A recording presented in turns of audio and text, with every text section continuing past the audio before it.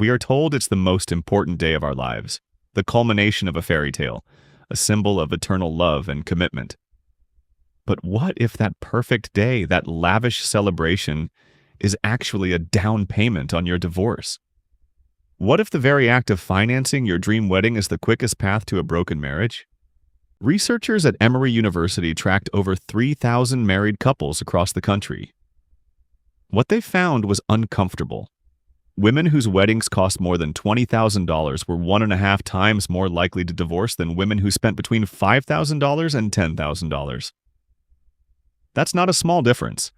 That's a statistically significant gap. And the ring?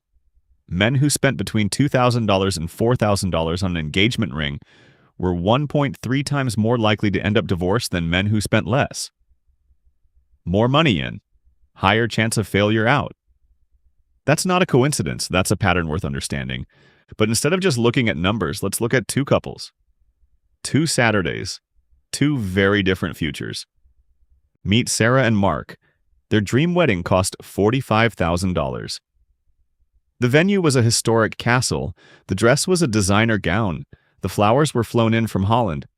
They put $25,000 on credit cards and loans, telling themselves it was an investment in their memories. They'd pay it off eventually. It was worth it for the perfect day. Then there's Chloe and David. Their wedding cost $2,500. A backyard barbecue with fairy lights, a playlist on Spotify, tacos from their favorite food truck. Chloe wore a dress she found on sale, and David's suit was rented. They started their marriage with 0 debt. Both couples looked equally happy on their respective Saturdays. The photos were beautiful. The Instagram likes rolled in. But the reality underneath, the foundation they were building on, was vastly different. Fast forward 1 year. The honeymoon phase has definitely ended for Sarah and Mark. The wedding bills are arriving like unwelcome guests. That $45,000 wedding is now costing them $800 a month in minimum payments. They're constantly juggling which bill to pay first, often resorting to minimum payments that barely touch the principal. They want to buy a house, but their debt-to-income ratio is ruined, making lenders wary. The first major fight happens not over a grand betrayal, but over a $50 grocery bill. But it's not really about the groceries, is it? It's about the $800 wedding payment that's draining their finances every single month, leaving them feeling trapped and resentful. Date nights are a distant memory, replaced by silent dinners and the gnawing anxiety of looming payments. Meanwhile, Chloe and David are saving that same $800 a month. They take a modest road trip for their anniversary, exploring national parks and creating new memories without financial strain. They start looking at starter homes, their conversations filled with excitement about their future, not dread about their past. Their financial discussions are about building, not battling.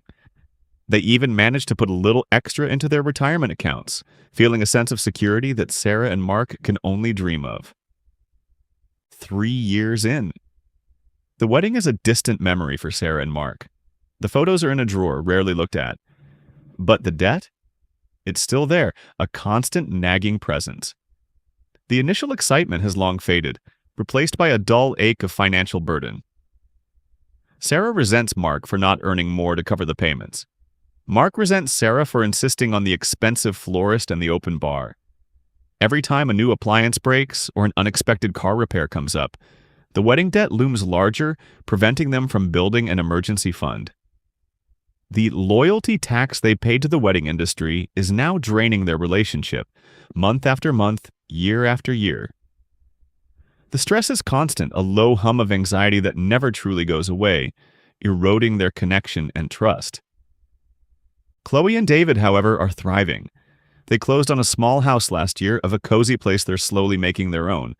They're expecting their first child, and while that brings its own set of financial considerations, they approach it from a position of strength. They face normal life stresses, of course, but they face them as a united team, unburdened by past financial mistakes. Their foundation is solid, built on shared goals and mutual respect, not on the shifting sands of debt. They prioritize experiences over possessions, and their bond deepens with each shared challenge. 5 years. The breaking point for Sarah and Mark. The debt has compounded, The arguments have escalated, and the emotional distance has become a chasm. They've tried counseling, but the underlying financial strain is too great. The irony is brutal. The very event designed to celebrate their commitment is the thing that ultimately destroyed it. They become another statistic in the Emory University study, a casualty of the wedding industrial complex, a cautionary tale of prioritizing performance over partnership.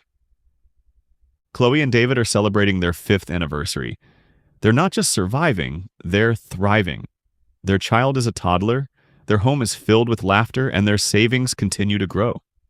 They reflect on the life they've built, the choices they made, and the quiet strength of their partnership. They are the living proof that community and connection matter infinitely more than catering and centerpieces. That a marriage built on financial peace has a far greater chance of lasting than one built on lavish performance. So what does a financially intelligent wedding actually look like? It looks like a celebration you can genuinely afford, one where you're not doing mental math during the reception.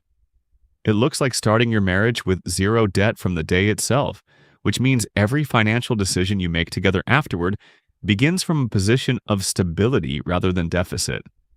And that distinction matters more than most people realize. It looks like the money you didn't spend on centerpieces sitting in a savings account, or going toward a house, or funding a trip you take every single year on your anniversary. Instead of one expensive Saturday you barely remember, because you were so stressed about the seating chart and whether the in-laws were getting along. The best wedding gift you can give your marriage isn't a diamond. It's a clean start. No debt. No monthly reminder of a single day. Just 2 people, building something together that actually has a chance to last. If this changed how you think about spending money on the things that matter most, subscribe. Next time, we're looking at the real cost of having kids, the number that most parents never see coming, and what it does to a relationship when it arrives. Until then, spend less, live more.